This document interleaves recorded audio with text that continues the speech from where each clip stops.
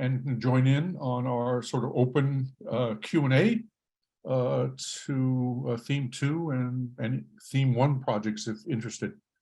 One thing to follow on the PIUO presentation that struck me is that this is a very challenging group to communicate with. That is the nonverbal, non-mobile individuals.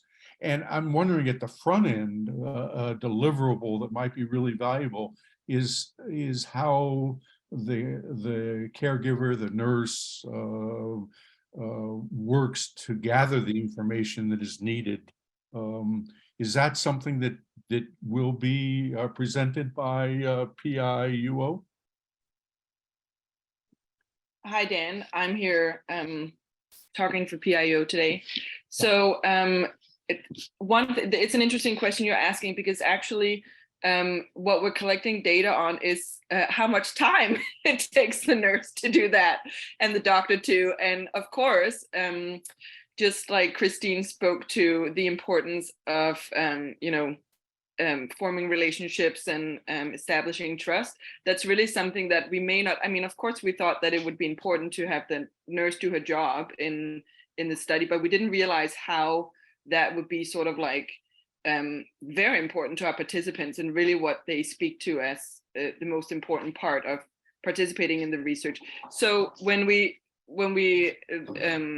started the study, we were just really interested in knowing whether it was feasible for nurses to do this and doctors, and so to look at how much time it would take. But now, of course, I'd wish that we will look at, we have some qualitative data to back it up, but we will be looking more at like, how is it actually done? Like, what is it the nurse does that's so great? Because that seems to be the more important question than whether she has time to do it. That's a good question too, but. So I have a quick question for Jennifer, I think.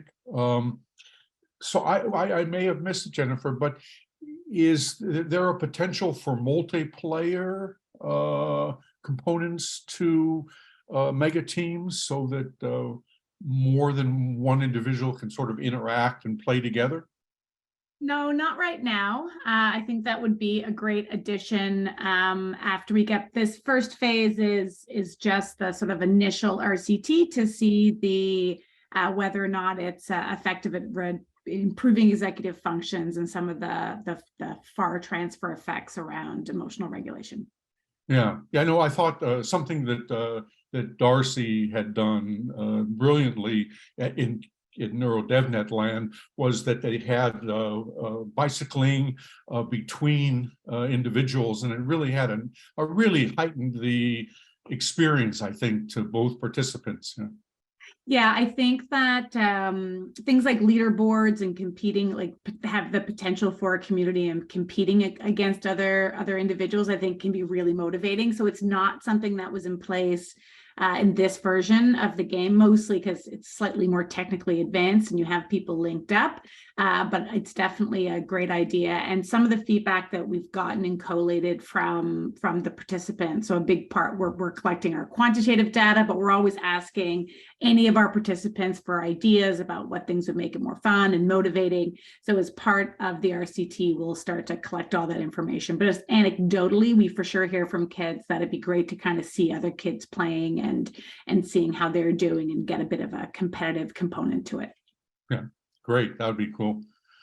So other questions, you can either type them in the chat box or raise your hand and to ask them.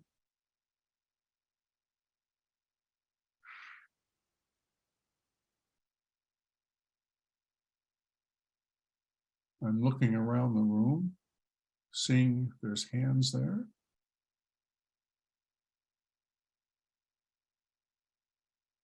And in the chat box, I don't see anything.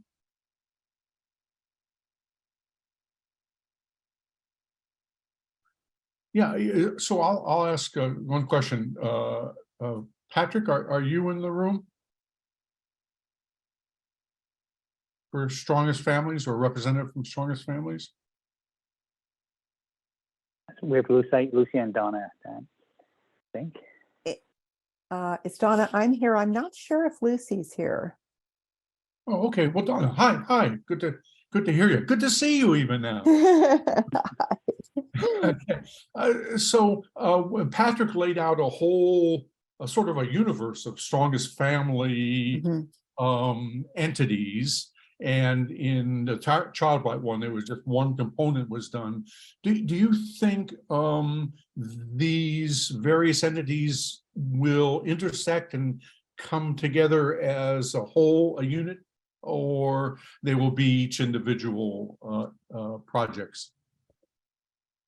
I think they're going to come together as a whole in the Strongest Families Institute. I don't know whether it's signed and sealed, but my understanding is that we are moving in a very positive direction in discussions with Dr. Trish Potty at Strongest Families Institute to incorporate all of the elements of the Strongest Families programs that have been evaluated, including the one for PTSD and trauma in parents of complex care children. So we hope to be able to bring everything under the umbrella of the Strongest Families Institute and roll it out nationally for families who could benefit from these interventions. But again, I don't know that is confirmed, but I do know that those discussions are very well along. Great. All right. That would be very cool. Thanks a lot, and good seeing you, Donna. Other questions or comments to put in the chat box?